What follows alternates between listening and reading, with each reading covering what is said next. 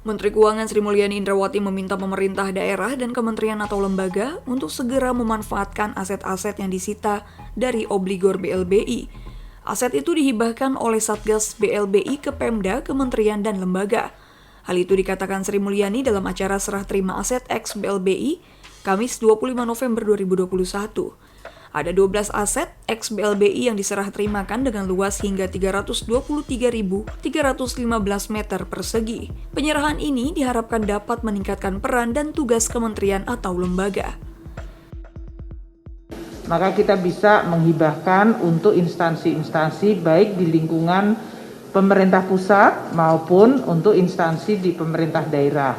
Tujuannya adalah aset itu supaya berguna, bermanfaat. Jadi jangan sampai kita hanya kemudian mendapatkan hak tagihnya, namun kita juga tata kelolakan hak tersebut atau aset-aset tersebut, kita bukukan, kita cantumkan dalam neraca keuangan pemerintah, dan kalaupun akan dilakukan penghibahan juga dilakukan dengan hibah yang baik. Kementerian Agama menjadi salah satu kementerian yang terpilih mendapatkan aset BLBI berupa tanah dan bangunan di Jakarta Pusat seluas 1.107 meter persegi.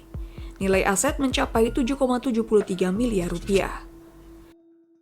Ada sekitar 1.000 meter dan nanti itu kita akan bangun sebagai asrama pendidikan kader ulama perempuan. Dan juga itu setara S1 dan S2. Itu nanti kita pengelolaannya itu kita kerjasama dengan PTQ Perguruan Tinggi Ilmu Al-Quran Jakarta untuk melahirkan ulama-ulama yang kredibel, yang profesional, insya Allah. Sementara, Ketua Satgas BLBI Rio Silaban belum bisa merinci jumlah sisa tagihan aset terkait BLBI. Pihaknya masih menandai sejumlah aset yang akan disita. Pemerintah memastikan akan terus mengejar aset BLBI yang disimpan para obligor dan kreditor. Kita nggak bisa perinci, tapi yang lebih penting gini, banyak aset-aset yang malah sedang kita trasir, ya. Jadi usaha kita pertama adalah kita trasir, kita tandai, dan kemudian kita akan sita. Nah, mengenai apa yang akan kita lakukan, sebagaimana disampaikan oleh Bu Menteri dan Pak Menko Polhukam, untuk kami yang sudah kita panggil, kalau kita negosiasikan yang bersangkutan kita tidak sepakat, maka tentu kita akan melakukan penyitaan. Karena pada dasarnya kita harus mengembalikan uang rakyat. Jadi itu. Bahkan untuk yang aset belum dijadikan jaminan atau yang bisa kita kenal sebagai harta kekayaan lainnya, itu akan kita kejar.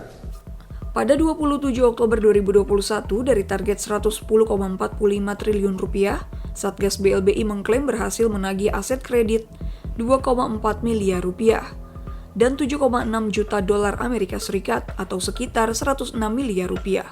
Satgas juga telah memblokir tanah jaminan debitor di 339 lahan. Aset berupa saham di 24 perusahaan juga telah diblokir.